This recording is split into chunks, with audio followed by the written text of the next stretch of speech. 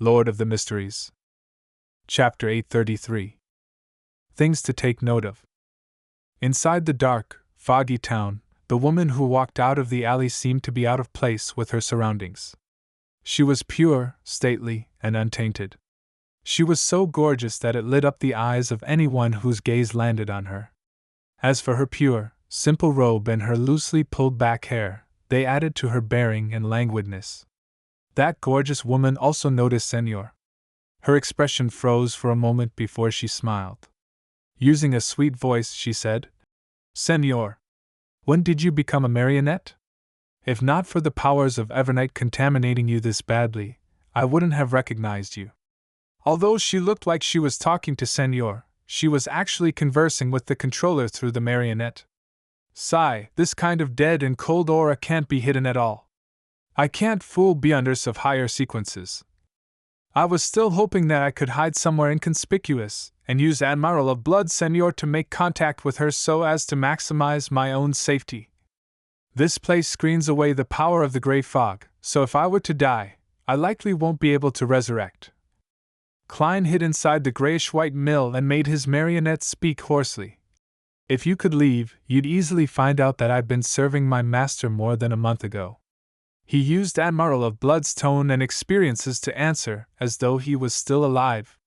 This was the acting principle of a marionettist, to let each marionette have their unique identity and setting. Meanwhile, Klein also buried a keyword, leave, in preparation to broach the topic of leaving. In this bizarre and mysterious town, he didn't have thoughts of instantly killing any demoness that he saw. Ignoring the question of there being any good demonesses and whether he was equipped with the strength to do so, just the fact that they were trapped in here had made it imperative that he communicated with her for intelligence to seek a way to get out. This was enough to make him choose peaceful coexistence for the time being. The woman in a simple white robe chuckled and said, "Not forgetting to constantly act. From the looks of it, you will quickly digest the marionettist potion. A member of the secret order? She's very familiar with the seer pathway." The Demoness sect was a secret organization that was active in the Fourth Epoch. Even if they didn't have close ties with the Zeradol or Antigonus families, they should be quite familiar with each other. It's very normal to understand the seer pathway. Of course, the premise to that is that this lady is a Demoness. Klein's heart stirred as he deliberately asked, "Aren't there other possibilities?" He tried to sound her out to see if other organizations might wield control over the seer pathway.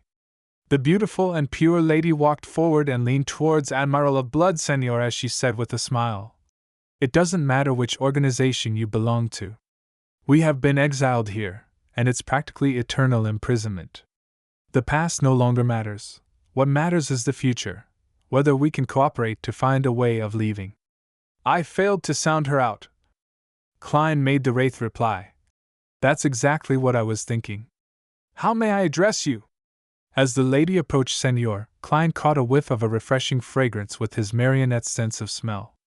Due to her words, he suddenly had a baffling thought to help each other in such a perilous situation, while abandoning all morals, to help warm up each other's souls with their bodies. "She's like a demoness. Her voice sounds more familiar the more I listen to her. But why can't I put my thumb on it? What a pity, there's no way to use dream divination. In such a situation, she will be able to seize the opportunity while I'm unconscious, and it's hard to predict what will happen." Klein frowned slightly. This beautiful woman with a tinge of languidness raised her hand to stroke her hair, accentuating her petite ear. "Panatia. What about you?" Klein had originally planned on randomly choosing a disguise, such as the Aurora Order's Mr. X or Death Announcer's second mate, Curtius. After all, he could use creeping hunger to simulate their powers, but he ultimately gave up the disguise and directly said, "Gehrman Sparrow." He didn't know when the suspected demoness had entered the foggy town, so he was unable to eliminate the possibility that she knew about Admiral of Blood's disappearance. Panatia nodded and asked, "How did you get in?" Klein didn't keep the truth from her as he said with the marionette's mouth, "I encountered an unknown lady. She wore a hood, and her eyes were like the night, but it lacked any spirituality. Panatia fell silent for 2 seconds before saying, "So it's her." Heh. She didn't continue in detail as she said with a smile, "What did you actually do? You actually managed to get the Church of Evernight to send her to deal with you." Panatia had changed the pronoun she used. Her? That lady is an angel? An ascetic from the church? Panatia seems to know much about her, Klein's thoughts whirred as he said vaguely, "I infiltrated St. Samuel Cathedral and attempted to steal a sealed artifact, but in the end..." He didn't go into the details, because he had no idea how he encountered the lady. Klein believed that as an angel, it was impossible for the lady to keep living behind St. Samuel Cathedral's Chinese gate. There was nothing in there that required an important figure like her to keep watch on the entire time. Is that so? So she is indeed in the basement of Samuel Cathedral. Panatia seemed to confirm something. In secret organizations, the word saint is not used when talking about St. Samuel Cathedral. I should take note of this detail in the future. Klein ruminated over her choice of words. Panatia didn't continue on the topic as she said with a smile, "All right, let's not bother with the past. Just as I said, what's important is the future and how we can escape." Klein used this opportunity to make Senor ask, "What do you know about this place?" Panatia glanced at the spired cathedral in the middle of the town and said, "This place isn't the real or spirit world, nor is it the astral world. It's in some kind of secret, hidden state. I've explored most of this area, including the area outside the town. I didn't manage to find any clues. All that's left is that cathedral. Perhaps all the secrets are hidden inside." "Why don't you explore the cathedral?" Klein asked with his marionette's mouth. Panatia yanked her pure white robe. On it were signs of wear and tear. "My intuition tells me that there's extreme danger inside." Upon saying that, she switched topics. "And now, there's a solution. Your marionette can help us scout. Even if it's lost, it wouldn't deal you any harm. Don't worry. As long as we gain an understanding of the situation inside, I'll find a chance to give you a better marionette. After all, it doesn't look like it can last long. There's nothing unreasonable about that, but I don't trust you. After all, you are most likely a demoness." Klein didn't agree or object to it as he took the opportunity to get Senor to ask, "Are there any things to take note of while in here?" Panatia pursed her lips and said, "Due to various reasons, a sizable number of people end up here, but they have all vanished." "All vanished?" Klein's heart palpitated as he asked, "What happened?" Panatia sighed and said, "There are things I'm not sure about. Some entered those buildings and ate some of the food inside. Then they vanished, instantly.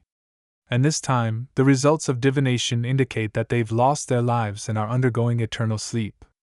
There will be erasure and vanishing events in this foggy town. Furthermore, they will no longer exist." Klein was horrified before he thought of another matter. He nearly blurted it out. "Won't you feel hungry?" Afraid that it would result in an anomaly, he forcefully held his tongue and made Senor ask her indirectly, "How long have you been in here?" As though sighing and laughing, Panatia said, "Perhaps it's been half a year. I've witnessed many people cannibalize others for sustenance. Thankfully, I don't need much and can live very long with a bit of food. And on a human's body, there is food that won't damage the body too significantly."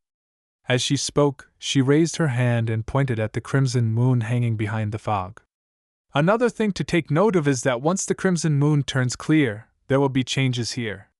It will become extremely dangerous. I've been severely injured as a result." As she said that, she turned to point at a tear in her pure white robe. Klein subconsciously made Senor cast his gaze over, and he saw that at her collarbone underneath the tear, there was a deep wound that exposed her bone amidst fair, supple skin. At this moment, the skin transformed, producing dense patterns of mystery and colors of darkness and evil. Klein's mind seemed to explode as ravings and cries resounded in it. Meanwhile, his breathing became difficult as his body rapidly weakened. He couldn't help but collapse backward as he broke into a coughing fit. Then, he saw the pure white robe and the two long female legs, Panatia. This lady had already entered the grayish-white mill, and as she watched the struggling German sparrow, she cracked the corners of her lips and revealed blood-colored tendrils in the gaps between her neat, white teeth. She softly said, "God, you